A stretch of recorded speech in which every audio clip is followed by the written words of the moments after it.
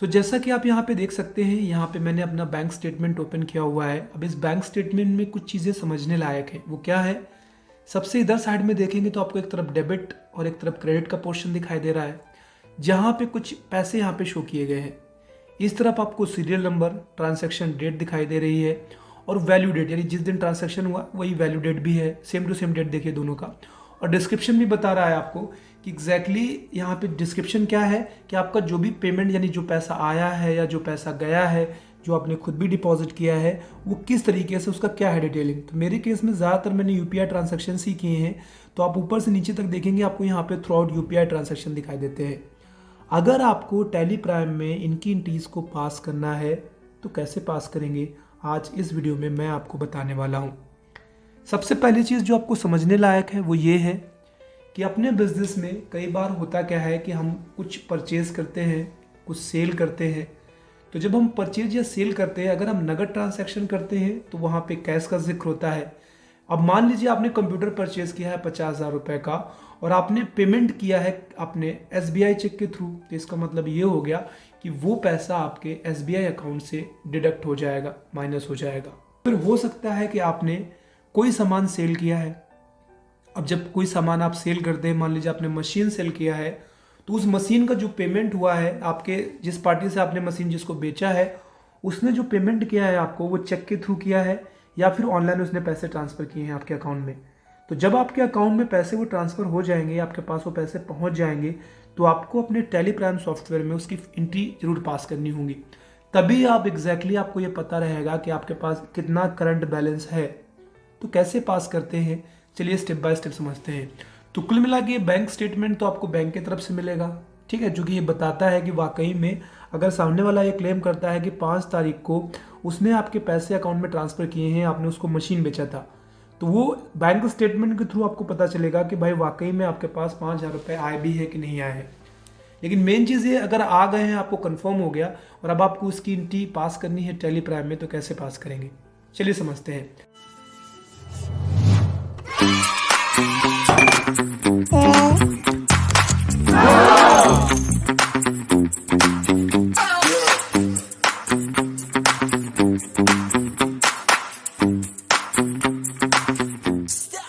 सबसे पहले थोड़ा सा चीज़ें समझने लायक है, वो क्या है वो जरूर देख लीजिए आप। यहाँ पे समझिए। पहले आपको ये समझना होगा एसेट्स और एक्सपेंस क्या है। एसेट्स कहते हैं वो वैल्यूज होती हैं जिनका लाभ हम भविष्य में लेते हैं। हर एक वो चीज़ जिसका लाभ आप भविष्य में ले सकते हैं वो आपका एसेट्स कहलाता है। आपके पास पड़ा हुआ कैश है, आपके पास कोई कंप्यूटर है, कोई बैंक में पड़ा हुआ पैसा है 5,000 10,000 रुपये, या फिर आपने किसी को पैसे उधार दिए हैं तो सन्डी डेप्टर कहलाता है। आपके पास कोई ज़मीन पड़ी हुई है, कोई आपके पास बिल्डिंग पड़ी हुई है, कोई मशीन है, ये सारा का सारा क्या है, ये आपका एसेट्स है, ठीक है। यानी कि कुल मिला के चूंकि हम बैंक स्टेटमेंट्स की बात कर रहे हैं, तो अगर मैंने बैंक अकाउंट ओपन किया हुआ है HDFC में, SBI में, तो उसमें जो भी मेरा पैसा पड़ा हुआ है वो सारा का सारा मेरा एसेट्स है, क्योंकि मैं उसका लाभ बाद में भविष्य में ले सकता हूँ। अब यहाँ पे एक फार्मूला आपसे कहता है कि जब भी आपके एसेट्स बढ़ते हैं तो आप उनको बाई या DR करते हैं, और जब भी आप एसेट्स घटते हैं तो आप उनको TR/CR करते हैं। हालांकि एक्सपेंसेस में भी रूल फॉलो होता है, तो एक्सपेंसेस में भी समझ लेते हैं। एक्सपेंसेस वो वैल्यूज होती है जिनका लाभ हमारी फर्म पहले ही ले चुकी है, जैसे सैलरी है, वेजेस है, इलेक्ट्रिसिटी बिल है, बिल्डिंग रेंट है, कमीशन ऑन परचेज है, कमीशन ऑन सेल है। जिन चीज़ों का लाभ आपकी फर्म पहले ही ले चुकी है उनको हम एक्सपेंस कहते हैं। सैलरी जब हम पे करते हैं, जब हम बंदे से महीने भर काम करा लेते हैं तो हम सैलरी पे करते हैं। जब हम बात वेजेस की करते हैं तो वेजेस हम कब पे करते हैं, जब हम लेबर से दिन भर काम करा लेते हैं तो शाम को जो हम पेमेंट करते हैं उसको हम वेजेस कहते हैं, और ये आपका एक्सपेंस का हिस्सा है क्योंकि आपने सामने वाले से लाभ पहले ही ले लिया है।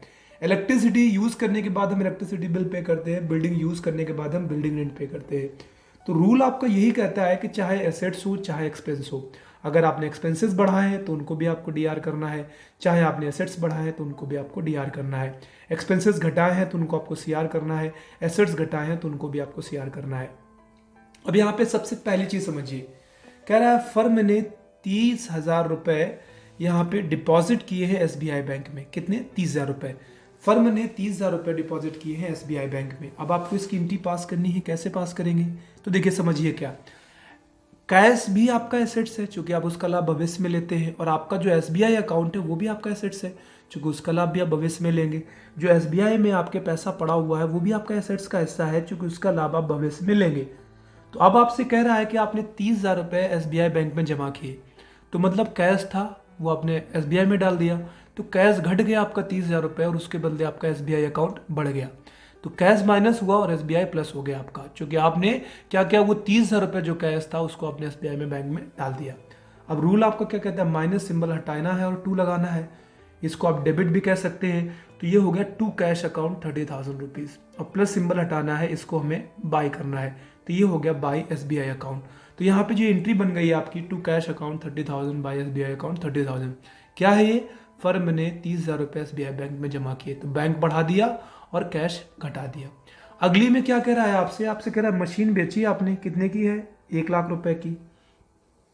और इसके बाद आपसे यहाँ से बोल रहा है कि आपने, फिलहाल इसको हम अभी हटा देते हैं यहाँ से, हम सिर्फ मशीन की ही बात करते हैं।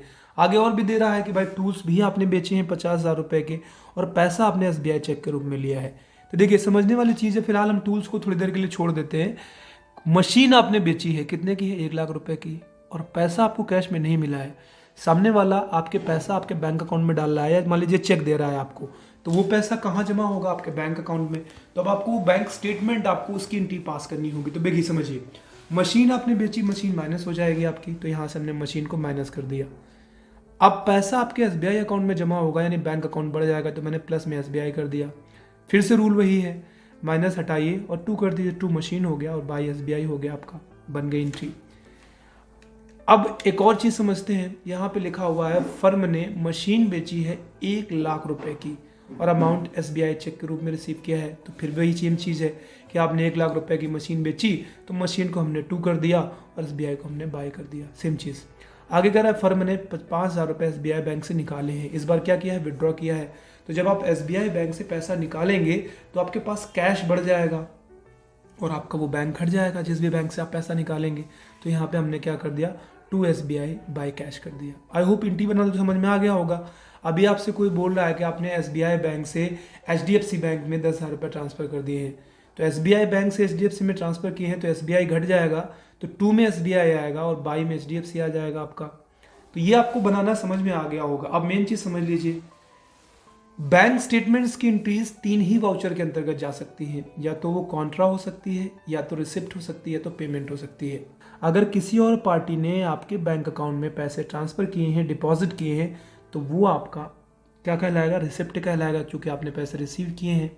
अगर आपने किसी के बैंक अकाउंट में ट्रांसफर किए हैं, अपने बैंक अकाउंट से पैसे, ठीक है, आपने किसी को चेक पे कर दिया है, उस चेक में क्या होगा, वो आपके पैसा आपके बैंक अकाउंट से कट जाएगा, तो वो किस में जाएगा, वो पेमेंट में जाएगा। बैंक अकाउंट्स की एंट्रीज, बैंक ट्रांजैक्शन की एंट्रीज बेसिकली 3 ही वाउचर्स में होती हैं, कॉन्ट्रा, पेमेंट एंड रिसिप्ट। आपने बैंक के थ्रू किसी को पेमेंट किया है तो पेमेंट में जाएगा, आपने बैंक के थ्रू किसी से पैसे रिसीव किए हैं तो वो आपका रिसिप्ट में चला जाएगा, और आपने अपने ही बैंक अकाउंट में पैसे डाले हैं, अपने ही बैंक अकाउंट से पैसे निकाले हैं, या अपने एक बैंक अकाउंट से दूसरे बैंक अकाउंट में ट्रांसफर किए हैं, तो ना ही पेमेंट होगा ना ही रिसिप्ट होगा, वो आपका कॉन्ट्रा हो जाएगा। चलिए समझ में आ गया होगा। तभी पहली एंट्री देखेंगे जिसमें हमने क्या किया है, 30,000 रुपये जमा किए हैं, कॉन्ट्रा है, ना पेमेंट ना रिसिप्ट।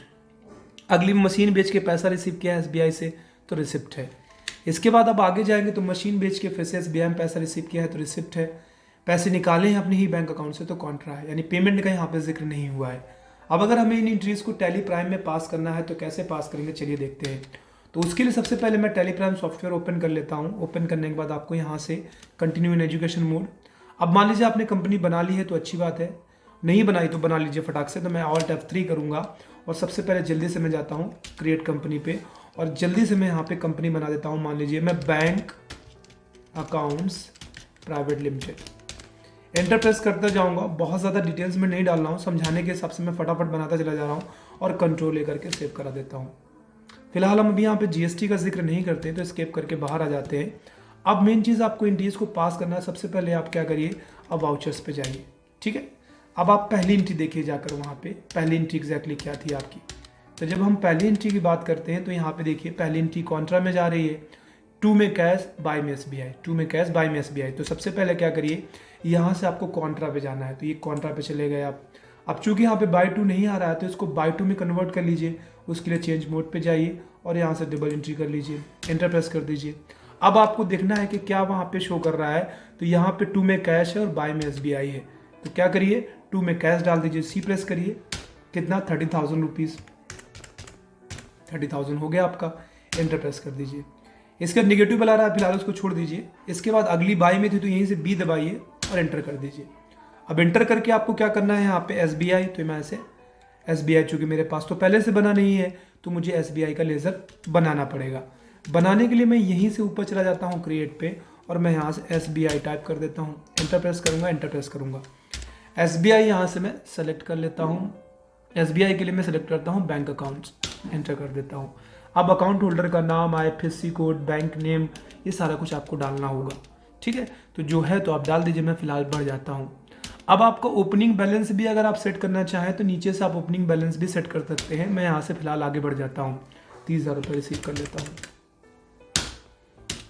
और ये सारे पैसे जो है आपने मान लीजिए आपके अकाउंट से डाले गए हैं अकाउंट में, तो किस तरीके से आपने पैसे डाले थे वहाँ पे आपको सेलेक्ट करना है और आगे बढ़ जाना है। ये पहली एंट्री हो गई आपकी कंप्लीट। अगली एंट्री जाके देख लीजिए, तो अगली एंट्री में रिसिप्ट हो रहा है। तो ये पहले सबसे जाइए और रिसिप्ट, मशीन 1 लाख की बेचनी है आपको, तो अब रिसिप्ट सेलेक्ट कर लीजिए यहाँ से, ठीक है। रिसिप्ट जब आप सेलेक्ट करेंगे तो जो चीज़ बिक रही है टू में जाएगी। तो मैं यहाँ पे मैं क्रिएट पे जाऊँगा, सबसे पहले मशीन का लेज़र बना लेता हूँ। मशीन फिक्स एसेट्स होती है तो यहाँ पे F दबाऊंगा, फिक्स एसेट्स कर दूंगा और बाकी सारी चीज़ों को कंट्रोल करके सेव करा देता हूँ। 1 लाख रुपए आपको यहाँ पे फिल कर देने हैं, तो मैं यहाँ से 1 लाख रुपए कर देता हूँ, एंटर प्रेस कर देता हूँ।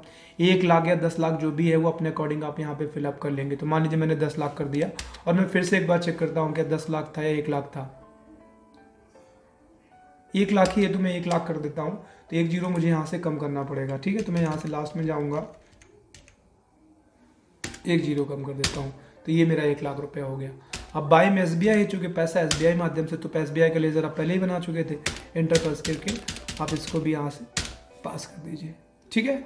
2 एंट्री हो गई, अभी एक्स्ट्रा मैंने एक बार एंटर कर दिया। अगली एंट्री देख लीजिए, तो ये मशीन वाली तो हमने डाली दी है। अभी ये पैसा आपको निकालना है SBI बैंक से, तो इसकी एंट्री के लिए क्या करेंगे आप, इसके लिए फिर यहाँ पे आइए, निकालना है तो मतलब कॉन्ट्रा, ठीक है। पेमेंट रिसिप्ट नहीं है, निकालना है तो कॉन्ट्रा। कितने निकालने हैं, 5,000 रुपये, ठीक है। तो 5,000 आप यहाँ पे फिल कर दीजिए और कैश आपका बढ़ जाएगा, ठीक है। तो यहाँ से कैश सेलेक्ट करिए, एंटर करते हुए इस एंट्री को पास करा दीजिए। तो इस तरीके से आप टैली प्राइम में बैंक स्टेटमेंट्स की एंट्रीज को पास करते हैं। वीडियो पसंद आया है तो लाइक कर दीजिए, चैनल को सब्सक्राइब कर दीजिए, बेल आइकन पे हिट कर दीजिए ताकि जैसे ही कोई भी नया वीडियो आता है आपको उसका नोटिफिकेशन मिल जाए। आज के लिए इतना ही, bye bye and take care.